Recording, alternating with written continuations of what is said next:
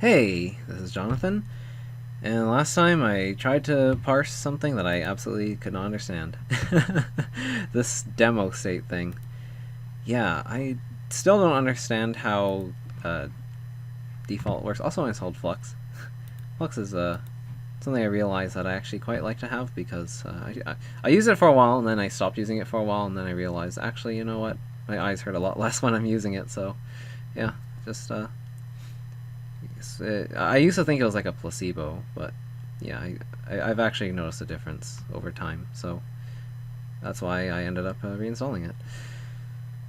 But anyhow, I am actually still stuck. Still don't know what to do about the demo state, but I'm going to try and proceed as if I am not and see where that goes. It's kind of the approach I generally like to take with these kinds of problems, where is like try doing what you see, and if for whatever reason it just doesn't work, then we have a real problem. We have to figure it out. So I'm going to make an effort to try and follow along here. I'm going to add a, well, maybe not a demo state, but maybe like a click state or something. I don't know. And pass that along. And it will implement default too, as well, because I don't really have any other ideas. So let's start. Okay, that's not the right file. Over here.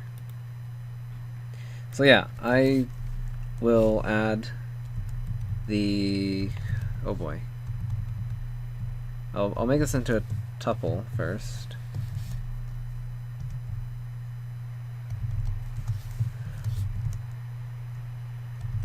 We're gonna add a write event. It'll have the same lifetime A, and we're going to use our new click state. And click state is just going to be a tuple struct. I'm going to define it down here. I know I'm kind of going all willy-nilly all over the place here with the way that I have everything organized, but that's just kind of the way that things are going, I guess. Let me... So I'm just examining the way that I have everything organized right now. Yeah, this makes sense, actually, now that I think about it. Or does it? Yeah, I think that makes sense.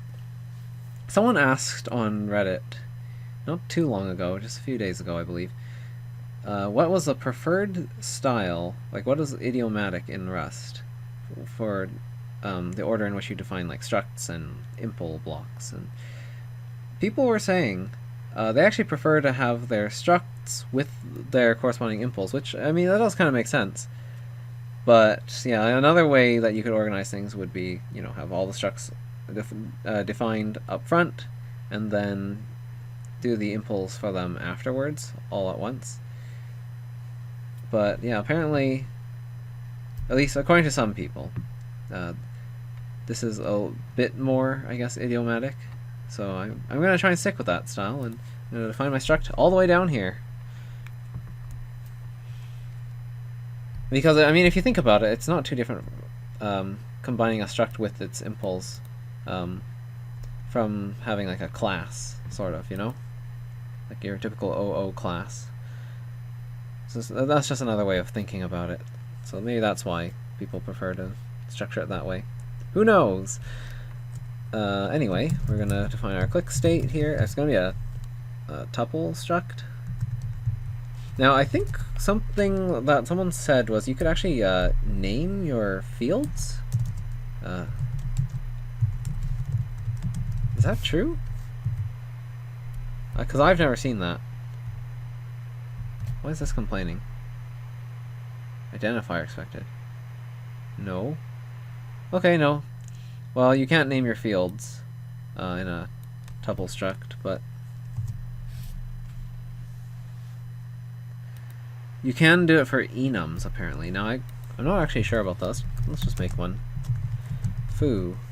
Blah. Let's give it, I don't know, A, which is an I32. And boo. The B, which is a bool.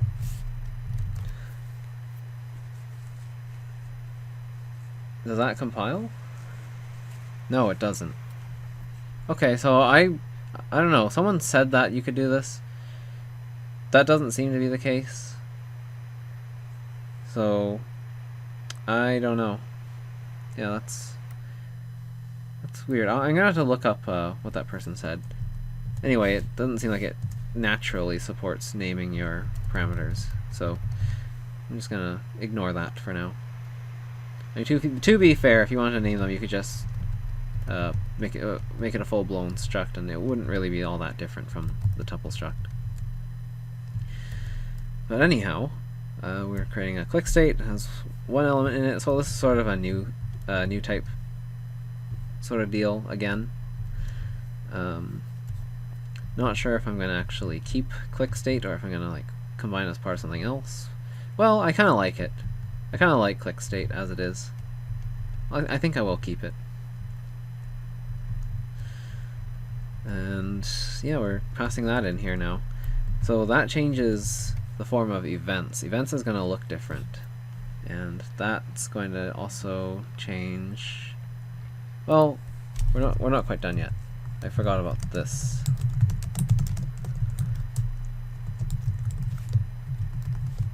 Oops, not those parentheses, these ones. We need to implement default, which returns a self, I believe, if I'm not mistaken. Should look something like that. And I mean, it's pretty easy, I think. Click state should be false. So click state is gonna say whether I guess whether or not the button is held down. I think that's how I'm going to define this. I could name this to be something a little bit better, something that makes that more clear. I could call it click start.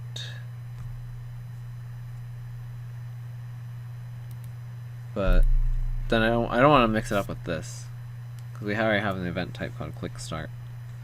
So I'm just going to comment this for now and say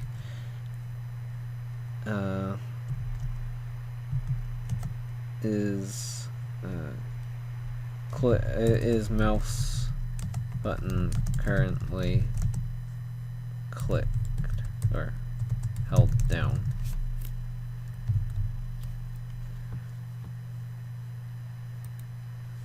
Yeah, I'll do that.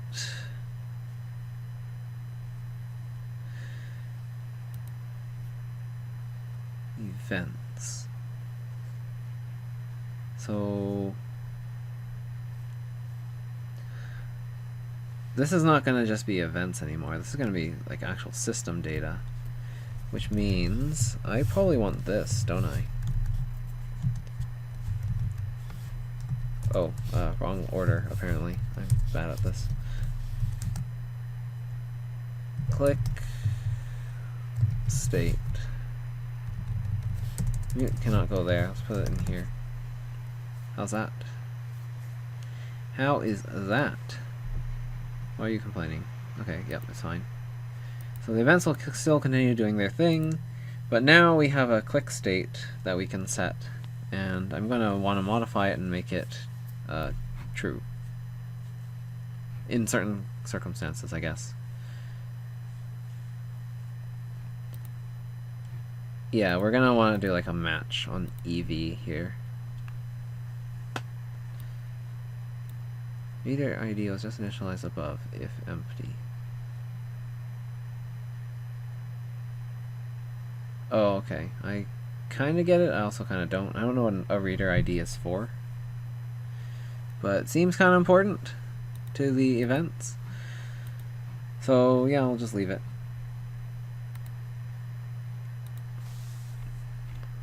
Just to be sure, how do you mutate a resource exactly? It's been a while, obviously, since I don't touch this stuff that regularly. Or at least I haven't up until this point. Where on earth do you mutate a resource? It's probably in the book, isn't it? I'd definitely guess it's in the book. So if I have a right resource,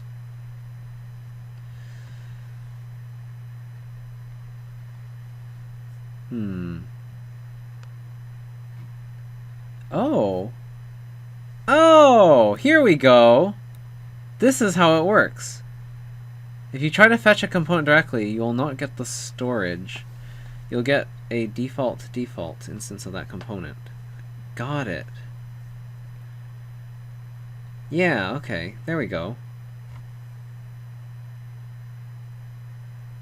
A component storage is a resource. The components are attached to entities, but as said previously, they're not owned by the entities at the implementation level. By storing them into storages and by having the storage be placed inside resources, it allows global access to all the components at runtime with minimal effort.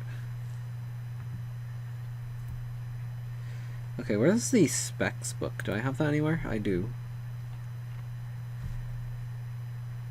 To fetch a resource from a system data, we use read or write. Okay.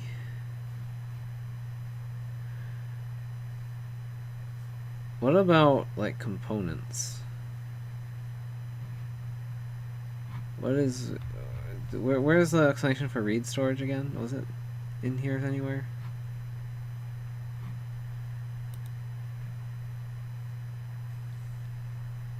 No, this is not what I was looking for. I remember that.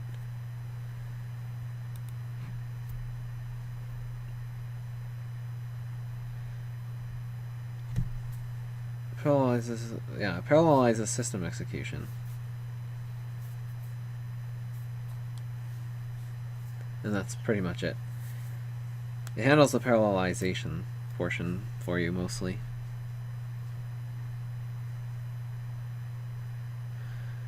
Okay. So this is a sort of similar situation to what I have.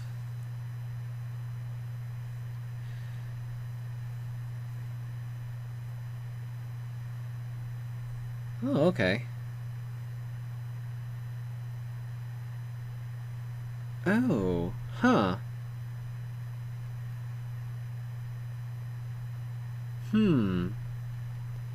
Fascinating. Yeah, carefully profile. Yep. I would love to know, like, what are good profiling tools for Rust programs, because that's not something I'm particularly familiar with.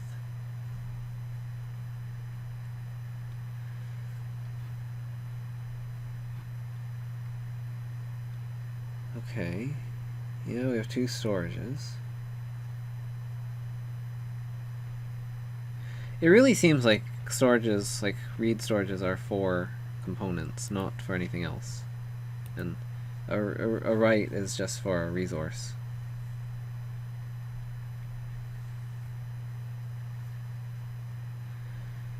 So, if I'm not mistaken, there's probably some kind of like default.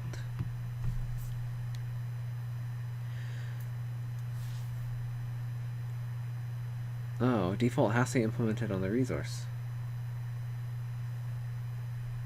Oh. Huh. That's strange. I don't remember that limitation being there originally.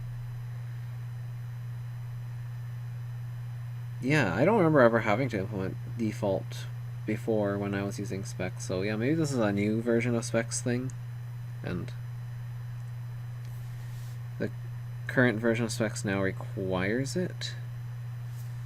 Wouldn't be too surprised if that were the case, but yeah, okay, reading the documentation explained a lot. That's why it's good to read the documentation. It's good to make sure that there is documentation, too, by the way. I know some people just like to flat out ignore documentation entirely. I guess I'm not really doing a great job of exemplifying that myself, but you know.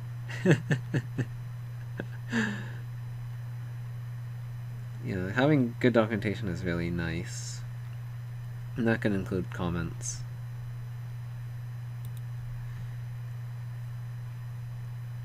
I know there's very differing opinions about that, but I've come to like the comments.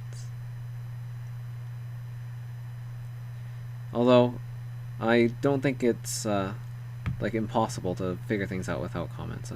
I've gotten fairly good at like navigating a bunch of like a jumble of code that is someone else's and figuring things out, minus any like gotchas that there are that are like language specific quirks.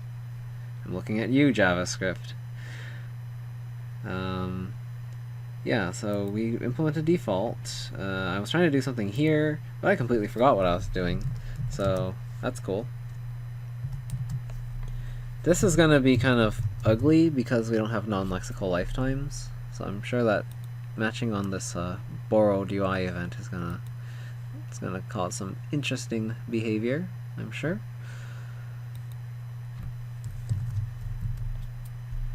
So if I do that, it might complain about me taking ownership of an object that was borrowed, and then, yeah. I don't know. Will it? I don't think so. Yeah, that shouldn't. It shouldn't. Because, yeah, it shouldn't take ownership when you deref the reference like that. Pretty sure. Anyway, what are the variants of UI event? I guess there's hover stop, right? So how about click stop?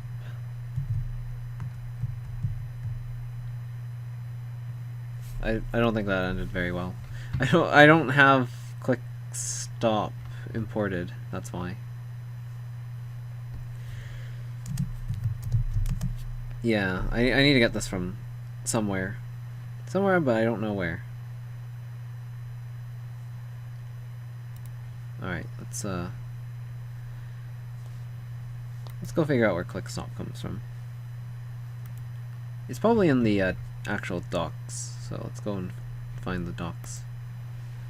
Not these, I want the API docs. Where are the API docs? Do I have them open? I do. I'm always prepared, because I rarely close things. What a surprise. Yeah, people say I have a lot of tabs open often, and I don't know, it's just a habit I've ended up getting into. I just like to open a bunch of tabs when I'm doing research and not worry about closing them until later, when I do like a sort of garbage collection pass over it all.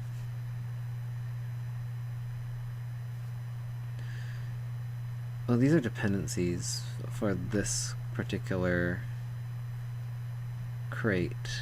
I don't want this crate though, I want Amethyst, like Amethyst, not Amethyst assets. How do I go back from here? Amethyst renderer, animation, and now we're in Pong. We're in Pong territory. Oh, yeah, that just brought me straight here. I suppose it wouldn't be too unreasonable to guess that this would, yeah, that would work.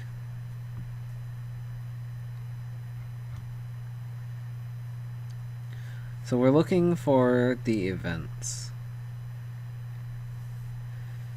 Now,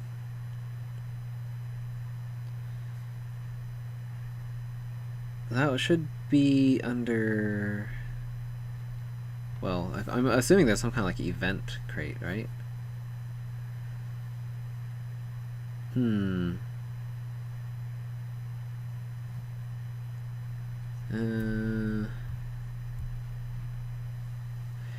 That's weird. I thought there would be more. Oh no, here we go. This will bring me to the docs for each of these. It might be under input. Seems likely. Input event? That's not what I have. I have a UI event, but... Okay, maybe I don't care about that. Let's look for a UI event. It's gotta be somewhere.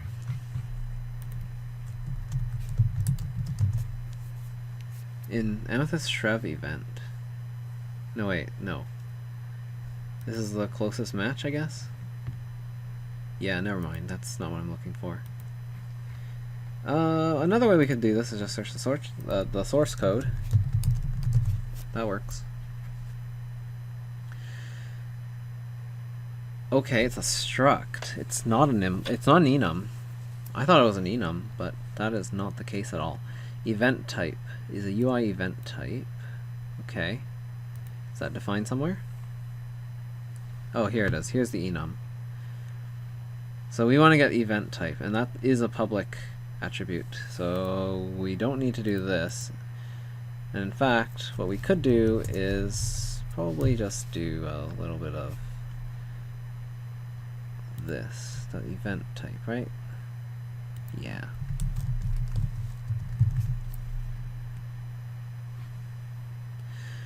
Hopefully that will allow us to borrow that.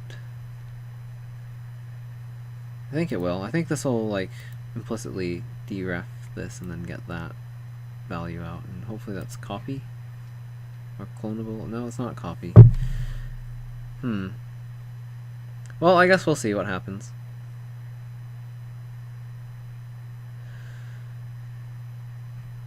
Click start, click stop, hover start, hover stop. So I want click stop. Wait, where do I get this from though? This is from UI event type.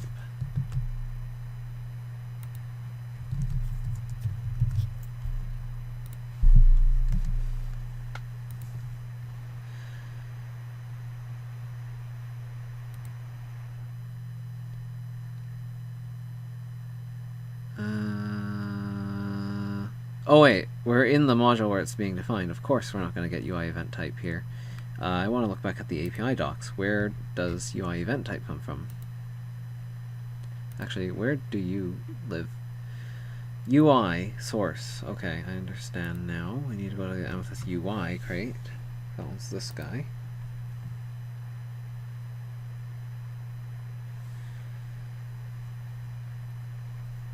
Let me see.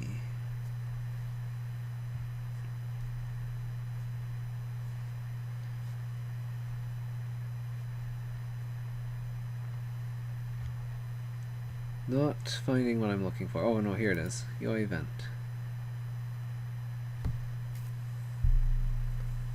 Wait, I was just looking for where it lives, right? I know where it lives. So I just need to go UI event type. Okay, done. That wasn't hard. With non-lexical lifetimes, this stuff should be a lot cleaner in the future. Apparently, I don't know. I've read briefly about it, and I've seen like the match statement being the most common use case for it. And I know there are other things that it supposedly makes easier, but yeah, this is the one that I've seen people post about the most. UI event type, click stop. We're going to write something to our click state, I believe. Seems right. How's that going to work? Click state should be immutable as well then.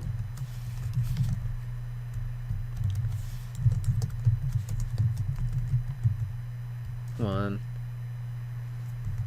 Dot. Ooh, I can take a Cartesian product. Huh. Fancy. Why would I take the Cartesian product of this and some other thing, though? That's what I want to know. Wouldn't that just create like a product type? Which is essentially a tuple or struct? I'm not really sure what that would do. I guess you could use that to join two different tuples. Seems kind of weird. Oh, there's for each here. That's... Is this even specific to the type of click state? Does it I don't think it's even recognizing what click state is. This is just a bunch of like generic wait. Oh, there's a bunch of like write. Oh yeah, no, this might be no, wait. Config? I don't think I need a config. No, this is not it. No. This is not important.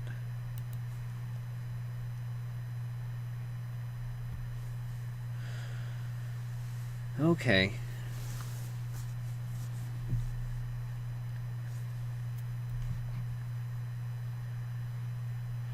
Why am I looking at this? I don't know how this is going to help me, but I'm not sure what to do here. So I need to figure out what is... How do I write to my click state? That's what I want to know. That's what I need to learn. So not the API docs, I need to read the book or something instead, which I now have two of for some reason. Let's close one.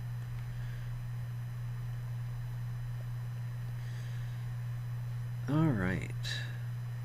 How do I write to my resource?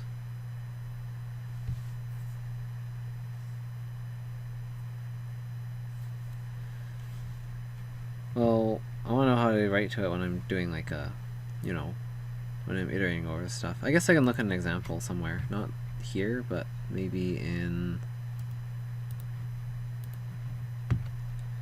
the Pong example might have something, probably.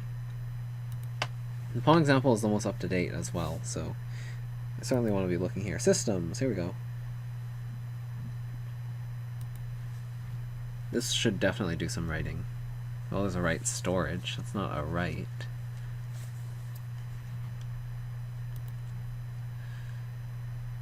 Is there any kind of non-write storage here? Or are they all just write storage? There's a bunch of reads. There's another write. Oh, here's a write. Scoreboard.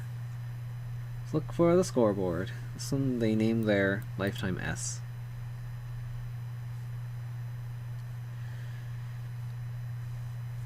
Okay. Scoreboard. Dot score right equals. Oh, okay. You can just refer to it as if it was. Yeah, I guess it implements deref or something. That might be what it does. I think that's what the deref trait allows you to do. It allows you to refer to things as, you know, just like the object without having to do anything special with it. Not sure.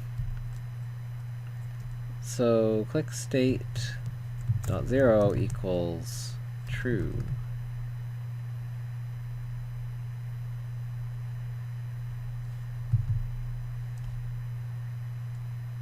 Think that makes sense? Oh, no, I have to also do this. Then click state dot 0 equals false, maybe? I don't know. Like, that seems to work.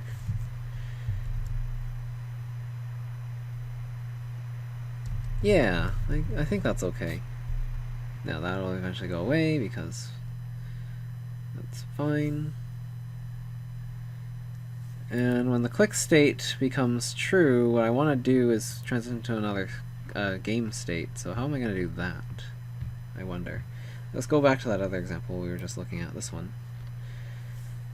Was this one that did state transitions or not? No, I don't remember. There's definitely one example that does state transitions. It might even have been in the book. Usually I would guess it would be like the Pong system though.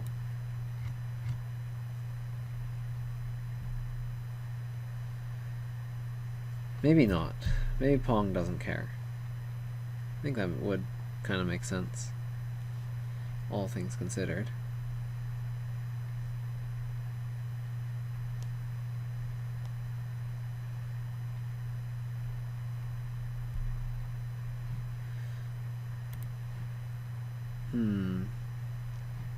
Nope.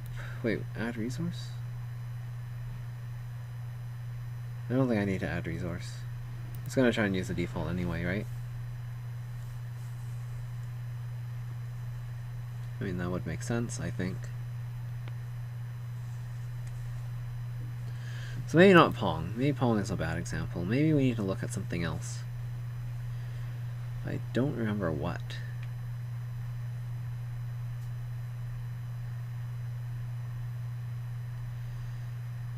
Custom game data? This could be it. Let's see. Oh yeah, here's a state transition. Handle event. It could also be done on update. Yeah, I could implement update. I think that would do it.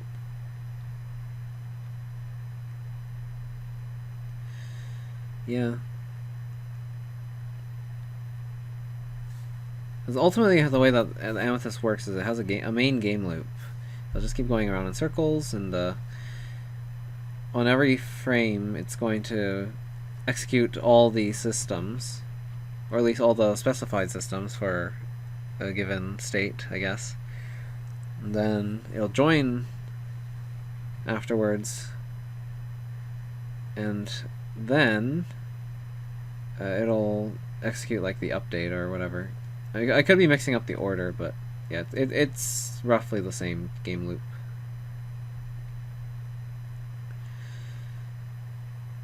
So so like the updates happen on a single thread. Well, they happen on the main thread. I know that much, and the handle events as well. I think this is what I want, because I'm not handling updates or not handling events in a single threaded way. I'm using a system to handle events, which is fine. It does do the join afterwards, so yeah. As long as we do the updates, I think we're okay. I don't really know when to use like fixed update versus update, but I think update should be fine for my purposes. I'm not using like the delta or anything, but yeah, I don't think it'll be like racy or anything if I do it this way.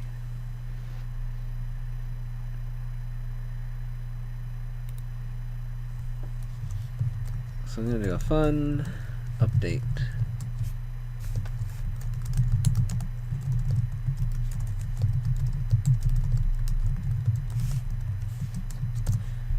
And this one has to return a trans. Ooh. Or a simple trans.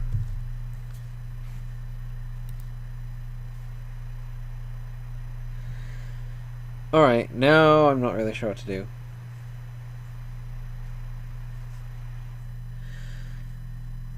What's the difference between trans and simple trans?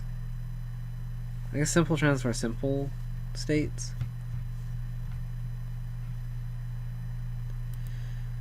Yeah, probably.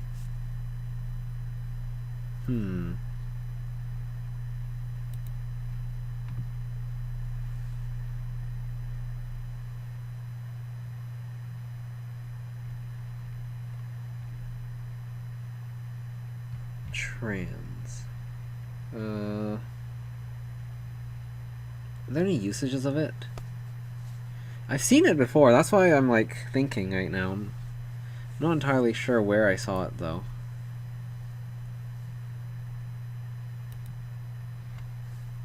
I mean, I know it's defined here somewhere. So this will take a game data, huh?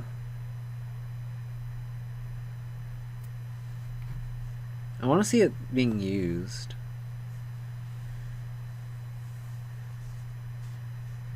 Oh yeah, this is made to be used with simple state.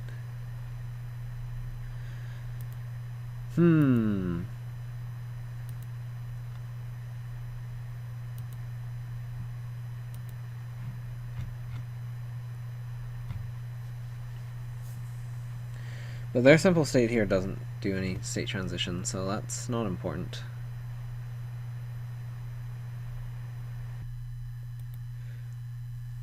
Okay, I'm back. I had to go for dinner. Yeah, probably should have recorded a different time. I definitely could have recorded earlier, just didn't decide to do it until now, and yeah, I paid the price. Yeah, gonna have to try and rework my schedule a little bit, I guess. Anyway, last time... I don't remember what I was doing before I even left for dinner, so that sucks. I did this pattern match, that much I know.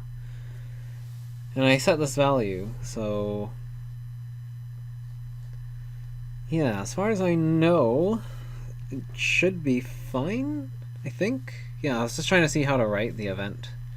Then I wanted to use that event to do something. Oh yeah, the simple trans, that's right. I got stuck here. I was trying to figure out how do I use a simple trans, and I didn't know how to do that. And I might still not find out how to do that. Nope, I sure don't. I sure do not. I'm trying to like mix words together in my brain for some reason. I'm not supposed to, but I do.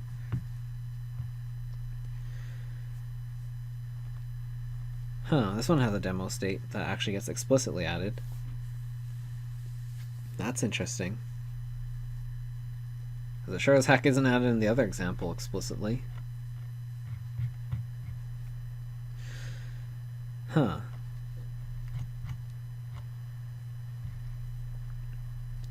I'm kind of curious to know, like, what do they do in update?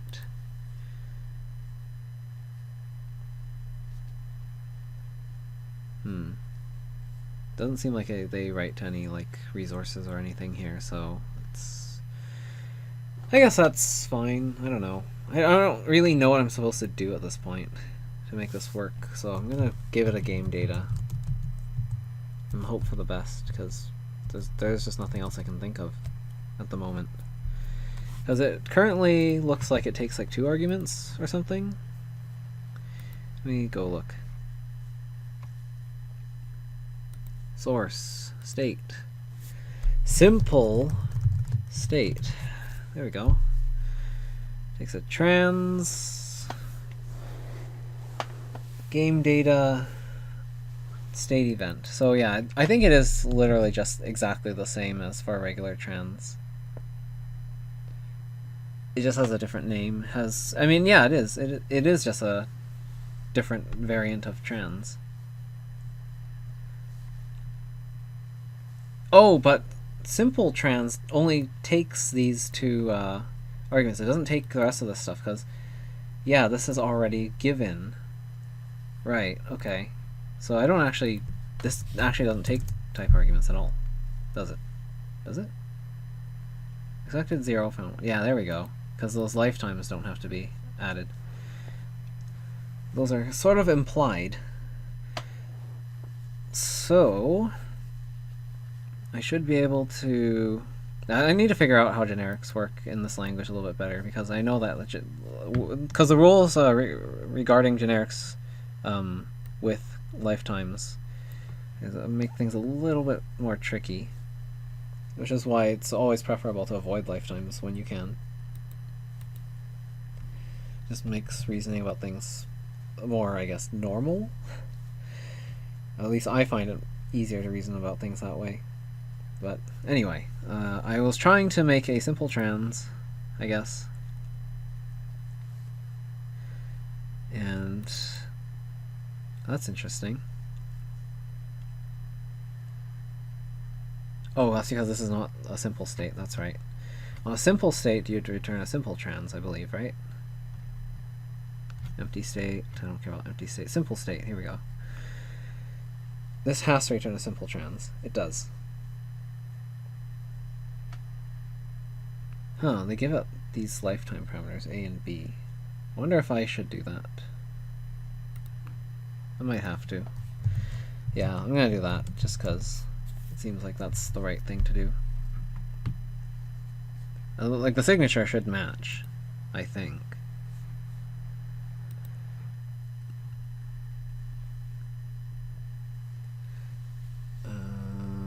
Alright, this is for shadow updating. Such a weird concept, having like update and then like shadow update. But someone decided that this was better. This is a better API, so that's why it is the way that it is. Let's see. So now that I have that, the problem now is just reading the resource, which shouldn't be that hard, right? I can do a try fetch expect. Yeah, I think so. Let's go look at that other example again. The one for the, what was it? The UI? That's the one I was looking at. Yeah. I think it was this. No, it wasn't. What was I looking at? I was looking at one with like a demo state and it wasn't instantiating the demo state anywhere, it just had like a default. It wasn't clear to me how it was working.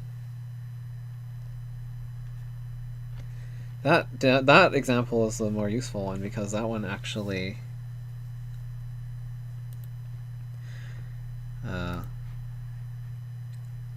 shows you how to access the resource, I believe. It was probably part of prefab, was it? It might have been this one. Okay, maybe not. This one's pretty small. No, it's Pong? Was it Pong? Could it really have been Pong again? No, it wasn't Pong. Definitely wasn't Pong. Why would it be Pong?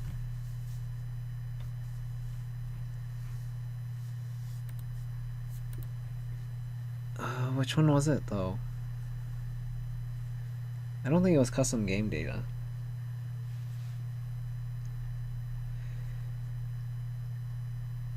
Yeah, I don't know. Somehow I kind of got confused and lost, and I don't know what I'm doing anymore.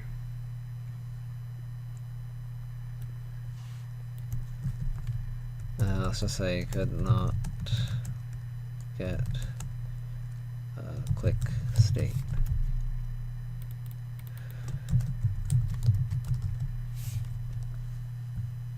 What is resources?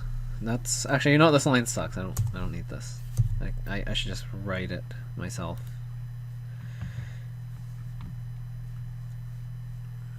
With whatever proper code needs to be used. Because this doesn't work. I don't have a fetched. Or like a resources. Resources equals resources new.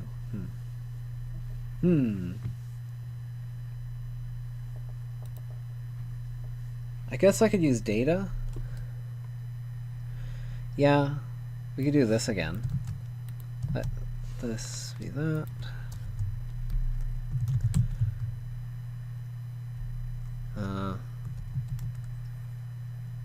No, what?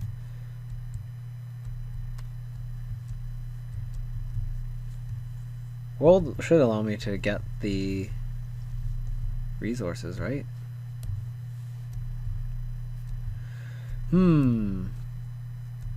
Maybe not.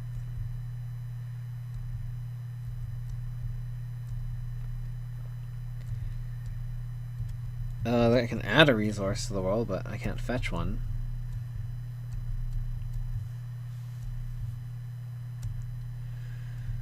Register with storage. No. Read resource. Here we go. Yeah, read resource. Yeah, storage would be used for a component. This is not. I don't need the components. How does read resource work? Well, this is not the same.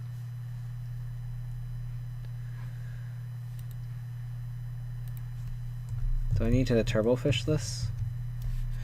Let's still look at the documentation, honestly. It's probably the easiest way of doing things. There's the API docs for this. Oh, they have a write resource, so read resource is probably also like that.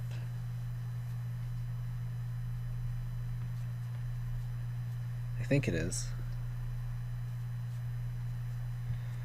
Yeah, because they're doing a read resource, or they're doing a write resource delta time. If I want to read the resource, I should probably just do it here. I think. I don't know. I'm not 100% sure on any of this. Again, I'm just trying to feel things out. I just don't really have a good way of knowing what I'm supposed to do right now.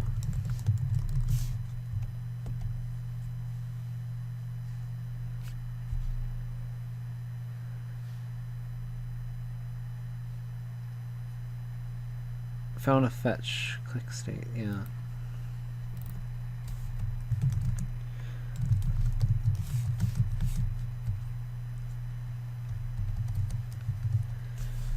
And then we want to return a trans, right?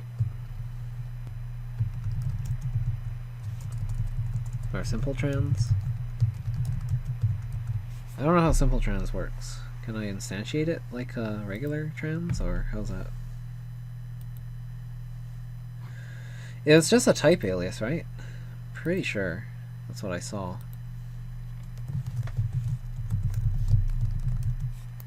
Yeah, it is just a type alias. So it should just be like simple trans colon whatever. Same thing that you'd do with a regular trans. Except where's that? Here. Trans switch. And then we'll switch to another boxed state. So we need to create another state, I guess.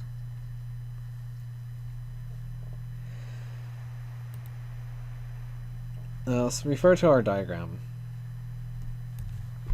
But first, we need to do this.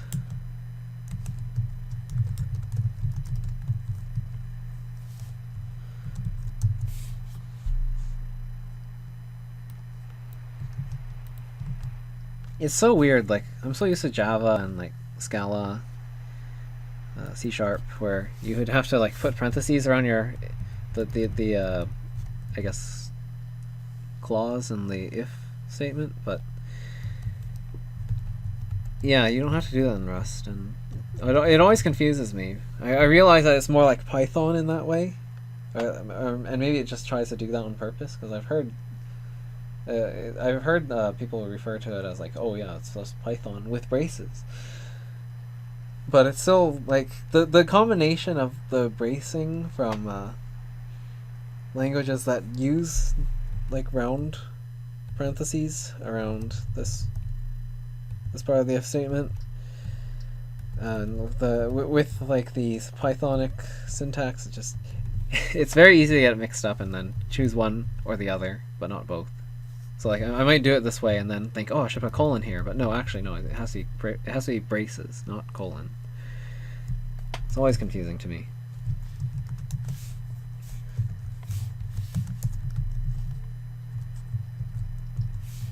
Also in C# you put like the parentheses on separate lines, which is I don't know, I guess some people prefer that style. I kind of like having my parentheses like this, honestly. This is what I'm used to in Scala, and this is how this is what seems idiomatic in Rust, so I definitely prefer this kind of style. Doesn't really make a big difference, it just, you know,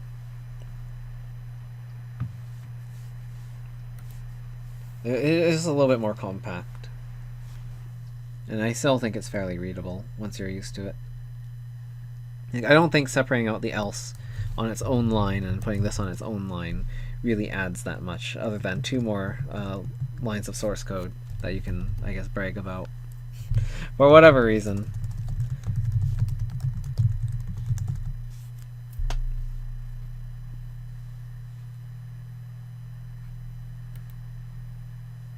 There we go. So now I have to box a state. So that means create a new game state. Alright. It's after dinner, so I'm kind of feeling sleepy. How am I going to do this? The same way that I created the other state, duh. I don't know why I'm asking that question. I guess the tiredness is starting to kick in and I don't really know what I'm doing anymore. It's that time of day. I haven't really elaborated on the play state that much either, now that I think about it. There might be like multiple states within play state, more than just like the pause menu. I don't know. I'm not really sure. Like if I enter a house, do I want to like push another state down? So that my character goes to like a different room but comes out at the same entrance later, or like, I'm not entirely sure. I haven't really decided how that's all going to work. I feel like that makes sense, but I'm also, again, I'm not really sure if that's the right way to handle it, or if I should just like have it be like persistent but in the background, so it doesn't load that stuff, it doesn't like run that stuff. Kind of like how we have the whole shadow updating, you know? So I could just like switch between states rather than doing like a push or a pop. At which point you might have to ask, why even do the push or pop? Yeah, at a certain point, it doesn't really make a lot of sense. I'm used to like Slick 2D, where you have like a state machine, and then when you push a state, it only runs stuff from that state, and if you pop it, then you go back out. And you could have like, I don't know, like a singleton if you wanted to like have global state or whatever, or like persistent objects. I mean, that's just one way of designing stuff, but Slick kind of felt like a framework, and it kind of forced you into that sort of model. This seems a lot more flexible than that, obviously, but it also makes me wonder why we have a push-down automata. I haven't read that much about like game engine design, and I kind of have been planning to do it, among other things. But it confuses me why you would ever need to do it that way when you have like the ability to just, switch states and keep objects around lingering. I guess you might not want to do that if you want to make sure that certain things unload.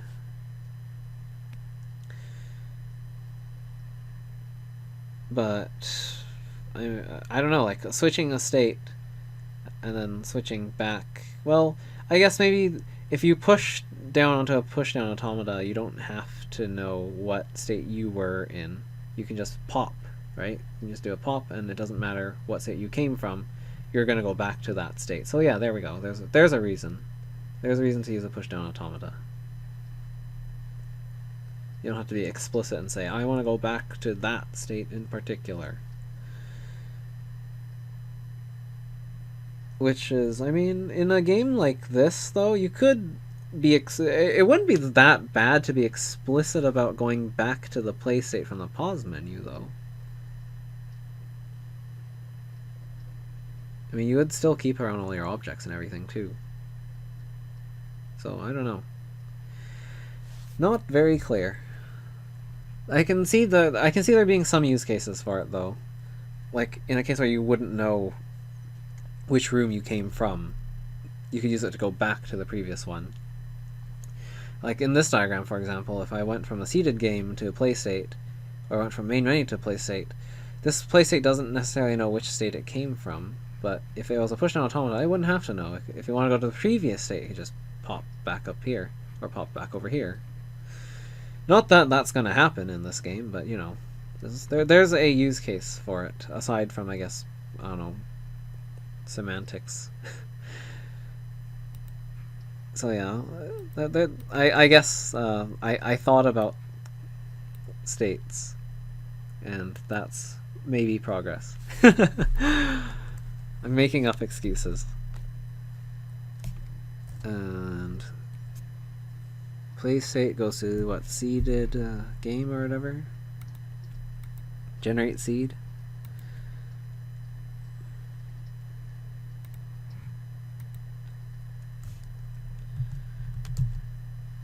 Seed state?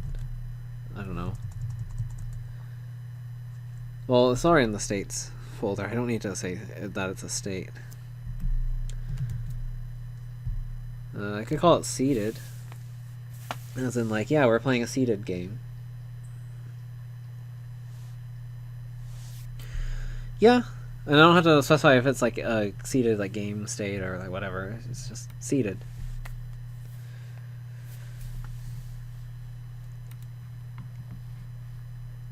Or seeded menu, which it probably will be. That's kind of what I'm aiming for. I don't have to say like, oh, generate seed, or just allow user to input seed. This can be like the all-in-one seed menu. What I'm thinking for seed generation is we have like a little field where you can like enter in a seed, maybe. I don't really know how you do copy and paste out of Amethyst, though. I feel like that's not going to be possible, to be quite honest. But like if it was possible, then you could copy the seed and then paste it somewhere, and then later on paste that seed back into like some text field. But beside the text field, there would be a little button that says generate. And then you could generate a random seed by clicking that button. It'd be a really simple UI, and there'd just be like an OK button. You click on that, and that just goes and generates the seed. Or maybe instead of like OK, it'd just be like a start game.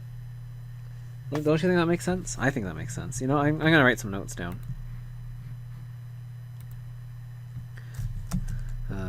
Text field. Oh, why is it bold? Text field for. I'll make this a point or bulleted list. Text field for. I don't know.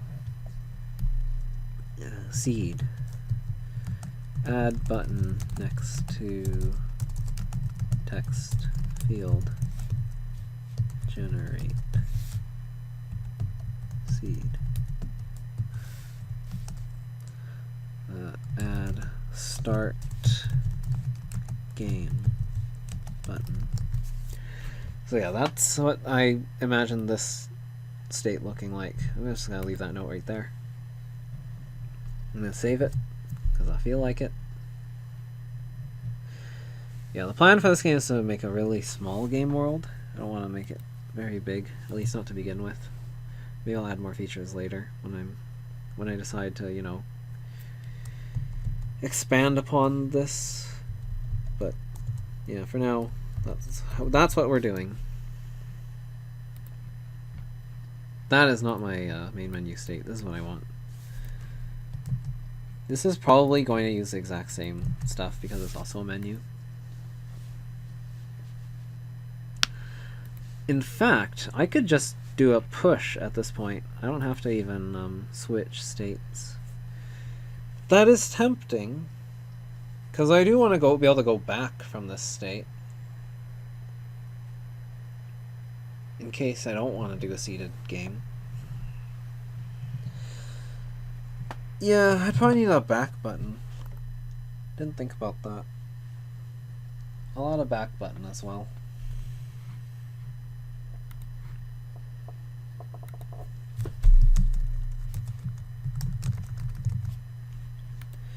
So there should be an edge going this way as well.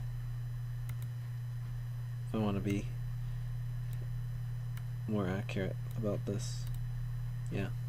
You can go back and forth between those states. The rest of these make sense to me though. Like this should be one way. This should be one way.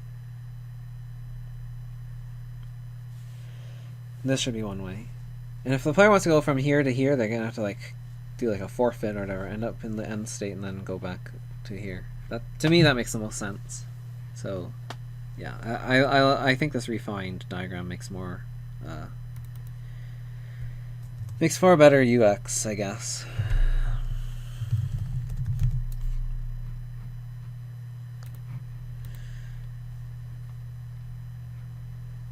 I have to say my throat kind of hurts right now. I don't know if it's because I've been talking so much or something else.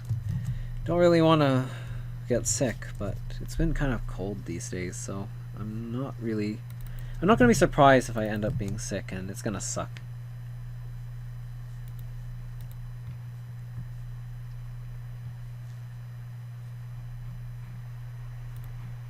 And so this we'll just do nothing, and for this we'll just do nothing. I think that makes sense.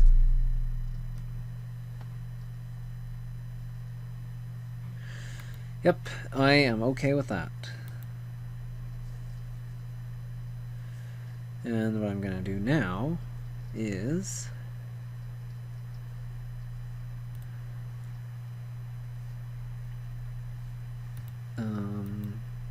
switch to a boxed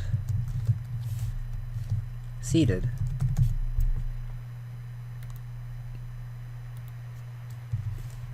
I hear that they're going to be changing the Rust module system again.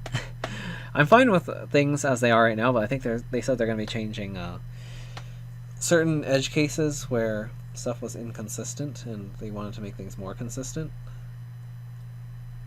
So they're going to change the syntax again, which is, I guess that's okay, but yeah, there's just like so many changes happening all the time. That's kind of hard to keep up. That is one thing I will say about using Rust. It's very hard to keep up, and you often have to deal with problems like crates breaking on you because people decide, oh, we need to make this breaking change. I honestly think that they have so many pre 1.0.0 crates because they want to have that excuse of being able to make breaking changes, which I mean, I guess that's kind of excusable. That's kind of the point, but I don't know. Again, you could just choose not to update your dependencies, so there's that too.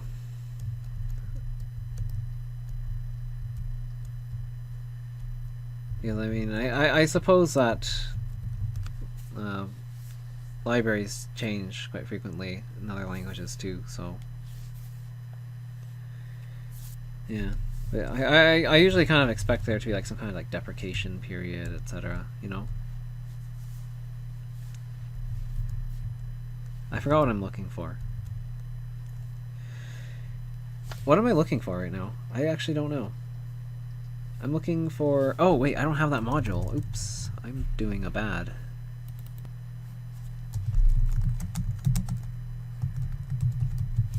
There we go. That's better. Now,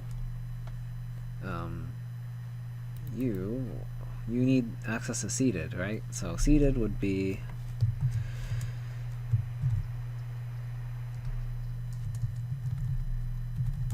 No? Superseded, maybe? Oh, gosh, I don't know.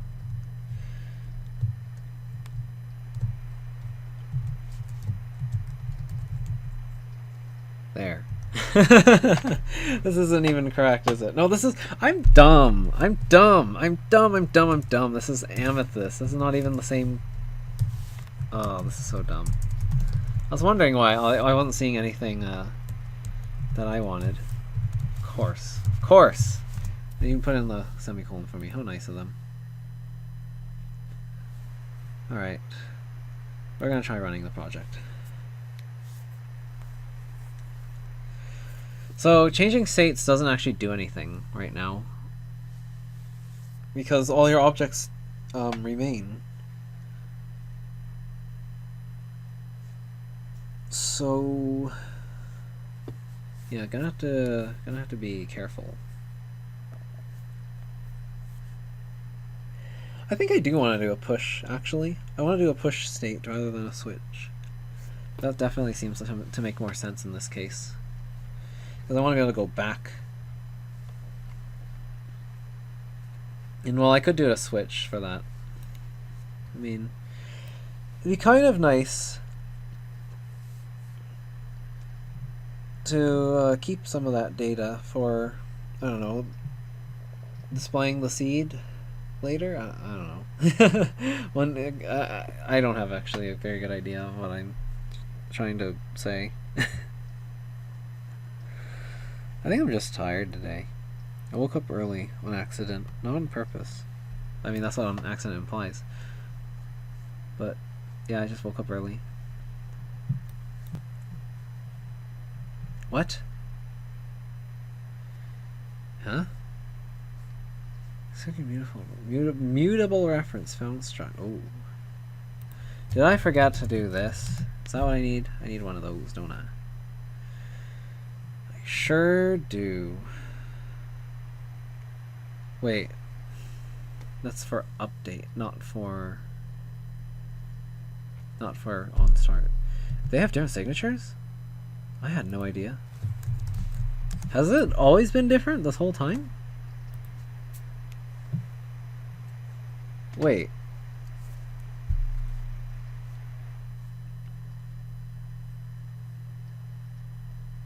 Huh?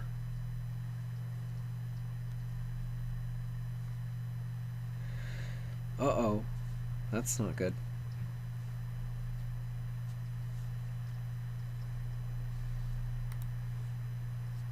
Where am I? Oh, seated! Wow.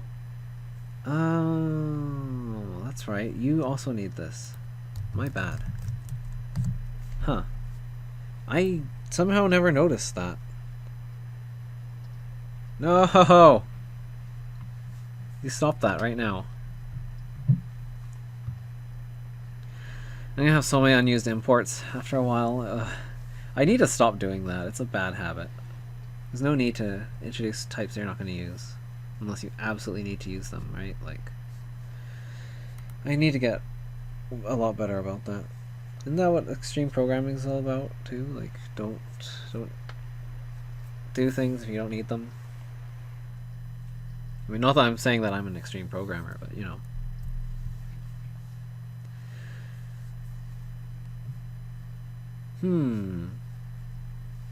Really? I wonder.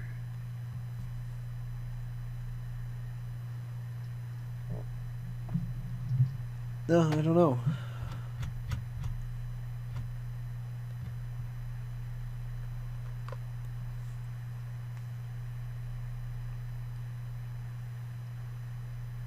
Wait, what the heck is this?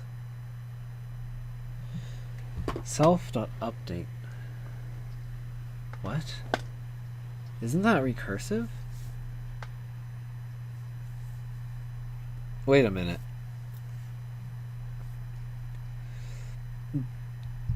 What is going on here? That looks really recursive to me, but now I'm confused.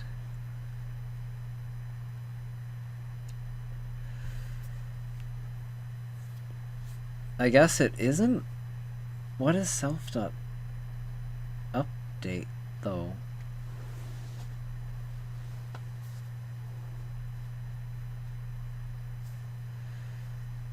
I'm really confused.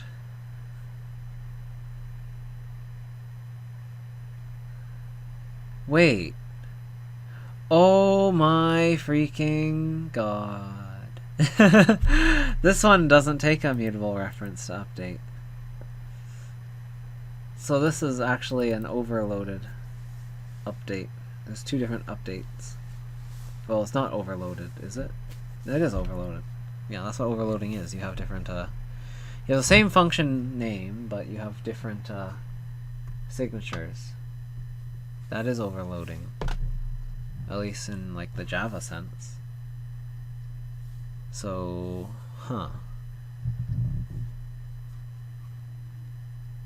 That's not what I expected, but okay. It says there is no state switch, though. That worries me.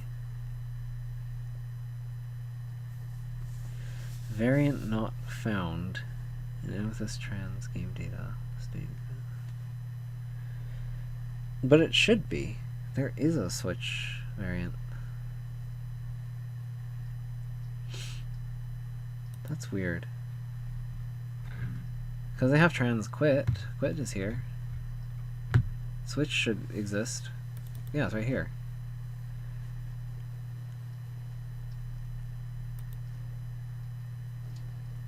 What?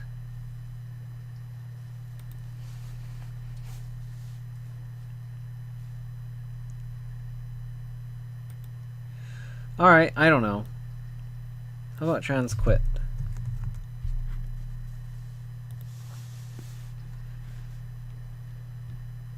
No variant quit even. And no variant none? Wait, am I allowed to do this? Is this what I'm supposed to do?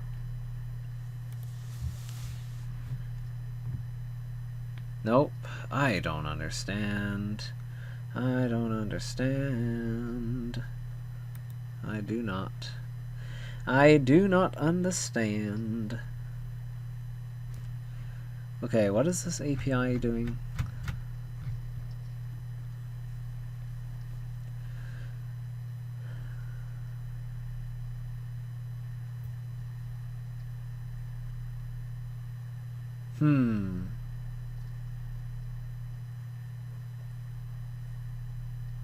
This is just making me feel confused.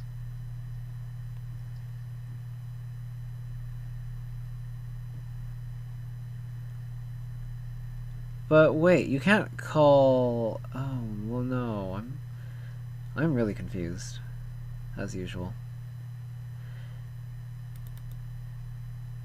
how can you call this and have this compile? Because there's no definition of self.update that takes a reference, like a mutable reference here, at all. Huh.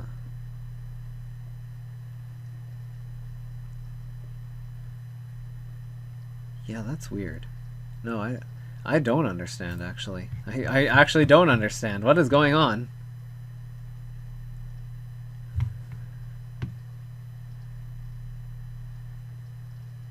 Wait, do I have to override it?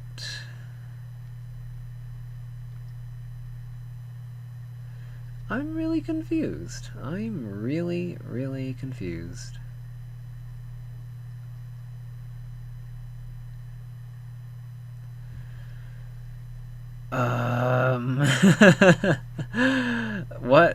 What is happening?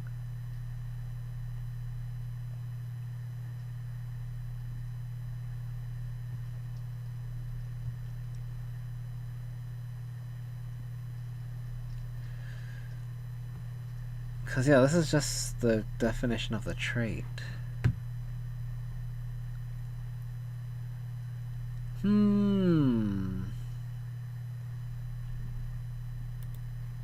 There is no explanation, is there?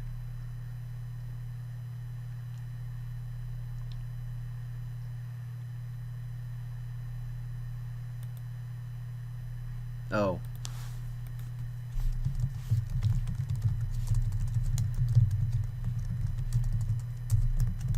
But also this will suffer from the exact same problem of, like, the simple trans thing. How do you use simple trans? Is there any example of how to do that?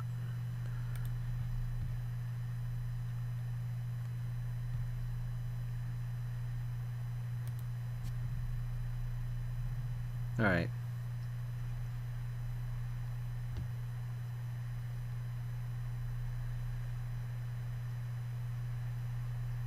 Yeah.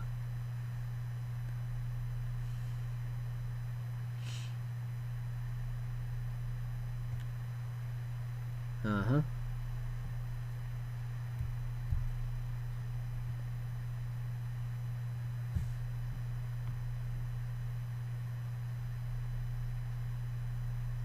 Okay.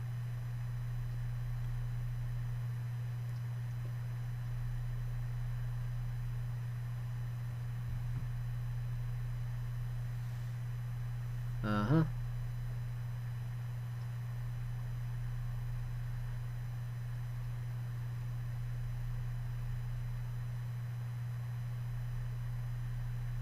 Alright.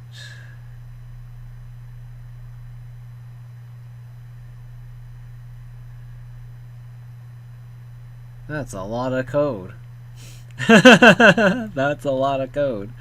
Sure. Maybe for, like, baby's first video game development thing in Rust, but, like, if you're using Rust, if you're using this engine, chances are you already know at least a thing or two about programming. You don't just use Rust without knowing anything about programming, unless, I don't know, you just, I guess, randomly stumbled into it and picked it up somehow. I don't know. It just doesn't seem like a language that you would really, like, appreciate unless you actually know how other languages work.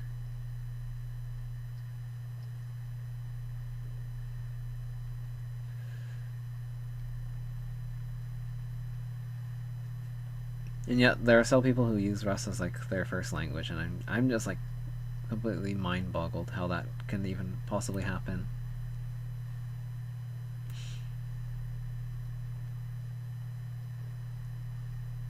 Uh-huh.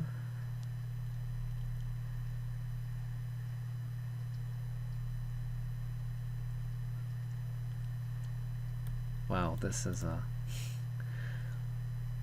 aggressively imperative code. He's doing this, like, early return and everything. I mean, I guess it's okay. It's a pretty stateful context, but Yeah.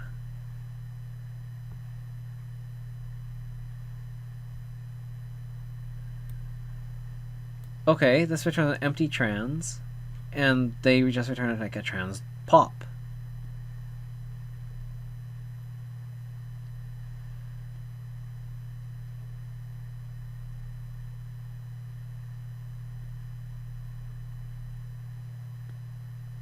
Huh. You want to explain empty state?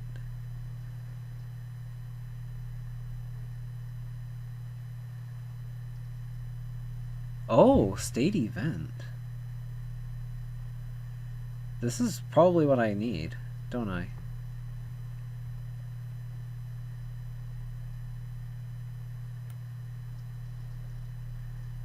Huh.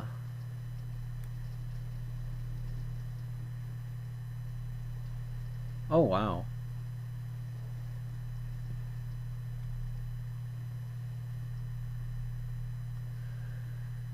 So I don't need to fuss with like resources and stuff, huh? That sounds like what I'm supposed to do. Okay, so I'm not doing things the right way. That's what I'm learning. Let me see, how long have I gone? Oh, that's longer than I thought. Alright, well, that's where we're gonna call it for today, I guess. So I'm learning about states, and I'm learning about what I'm doing wrong. And yeah, we'll pick it up from here next time.